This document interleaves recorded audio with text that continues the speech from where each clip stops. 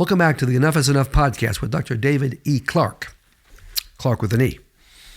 Today's topic, intimacy avoider or narc. Are you married to a good guy who avoids intimacy, or are you married to a dirtball guy who is a narcissist? In this video, I'll make it clear which one you're living with, and it's important to know. First, if you are enjoying my videos, and who doesn't enjoy my videos, and want to join our anti-narc team, we'd love to have you. Subscribe to my YouTube channel. Many are doing this, and it's giving us more impact, and that's what we believe God wants. Okay, let's look at the intimacy avoider and the narc side by side. Intimacy avoider, IA, as I call him in my book, Married But Lonely. That is for the good guy who simply has no clue on intimacy. This will change him. Not a narc, just a good guy. Okay, 1. The intimacy avoider does not, this good guy who's simply an IA, intimacy avoider, does not abuse you. No verbal abuse, no control, no physical abuse, no isolation. He hurts you unintentionally with his lack of intimacy, but he doesn't abuse you. The narc, on the other hand, he does abuse you in a variety of ways. Verbal abuse, maybe physical abuse, controlling behavior, silent treatment, isolates you, and rages at you over stupid small stuff. He traumatizes you intentionally. He knows what he's doing. You can see the difference. 2, the intimacy avoider is not into serious sin. This is a good, decent guy.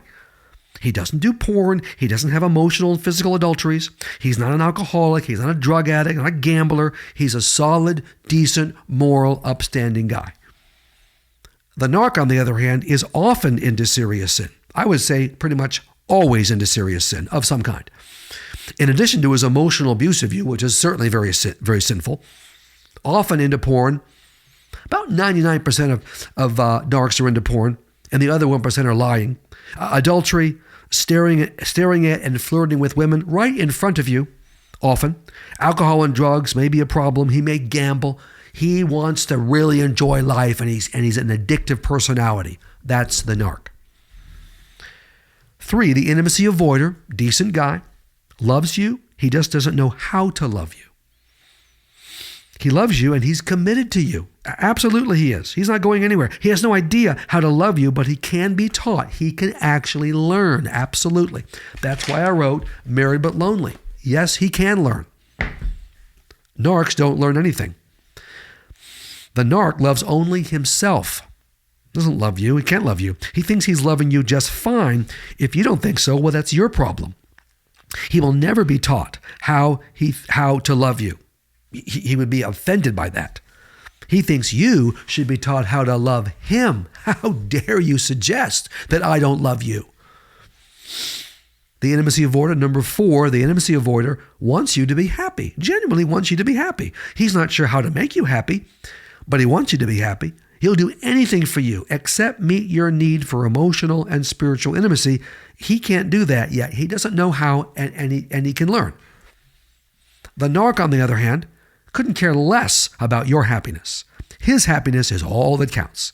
He'll do things for you if there's something in it for him. He only helps you if he gets something in return. A decent guy, even an intimacy avoider, will do things for you with no strings attached because guess what? He loves you. 5, the intimacy avoider shuts down emotionally, but he's not mean about it. He avoids sharing personally, but he's not vicious about it. He doesn't make you pay for trying to get him to open up. He just doesn't open up. He'll shut down. He'll clam up, no question. The decent intimacy avoider, but he's not vicious about it. The narc shuts down emotionally, and he is mean about it. You're going to pay for trying to get him to open up. When you ask him to open up and share personally, he attacks you verbally or shuts down for days at a time. He will make you pay for trying to get him to open up. Oh, see, the good guy doesn't want you to be upset, and he's upset when you're upset. The bad guy, the narc, could care less if you're upset. He wants you to be upset. 6, the intimacy avoider is usually kind, considerate, and loving in the bedroom, very commonly. He wants you to be satisfied, and he is satisfied with you as a lover. Absolutely he is. In fact, many intimacy avoiders that I talk about in Married But Lonely are very tender and kind and sensitive in the bedroom. They are. Guess what the narc is like in the bedroom? Selfish and focused only on his sexual needs, his pleasure. You happen to be there too, but your job, Missy, is to make me happy. He never thinks about satisfying you. Who cares? Just having sex with him should satisfy you. It is a tremendous privilege. He is not satisfied with you as a lover at all. You are a disappointment and need to try harder.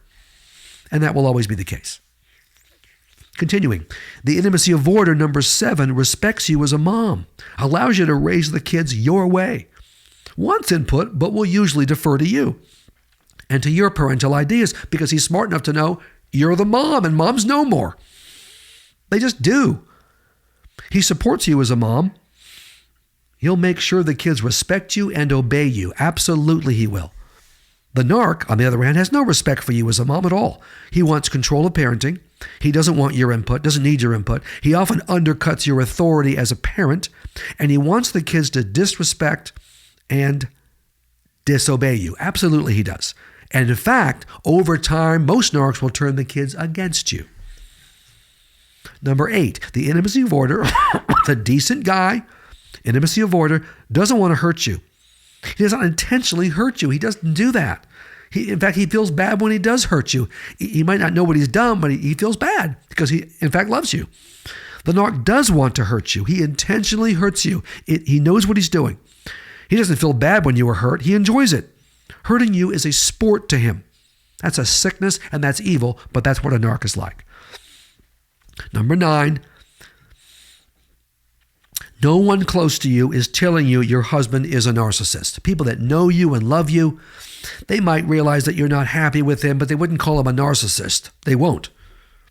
And they don't tell you to get away from him because they know he's a decent guy. Truly. It's likely, on the other hand, someone close, if you're living with a narc, someone close to you has told you they think he's a narcissist.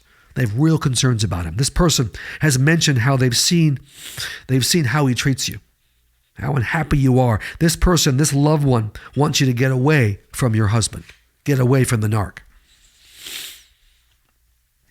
Finally, 10, the intimacy avoider will change. With the right approach, he will change. He'll learn how to love you. And this is why I wrote Married But Lonely. We've had tremendous success with this book. God has blessed it. Now, it's for a non-narc marriage. Neither partner is a narc. And the man or the woman simply can't open up and share. Okay, we have seen thousands of marriages change. The narc will never change, no matter the approach taken, no matter the book read, no matter the intensive taken, the counseling you go through. He has no desire, no need to learn how to love you. That very idea that he has to improve infuriates him because he's perfect. You are the one that has to change, not him. Okay, to be absolutely certain you are living with a narcissist, to nail it down, I want you to read my ebook, My Marriage Hurts. Am I living with a narcissist? This is definitive, all right? And it's important to know. If your husband is not a narc, but is an intimacy avoider, then get my book, as I mentioned, Married But Lonely. Good guy, decent guy, not a narc, just simply doesn't know how to open up emotionally and spiritually. This book will help you do that. It's a whole strategy that the two of you can go through together. Listen to me. And I found this true after 40 years of clinical work with non-narc couples. 100% of good, decent men who are intimacy avoiders will follow my plan in Married But Lonely and permanently change. I'm just telling you that with tremendous confidence. 100% of narcs who I've worked with also for decades, and especially this last 10 years or so, specifically, 100% of them will never change.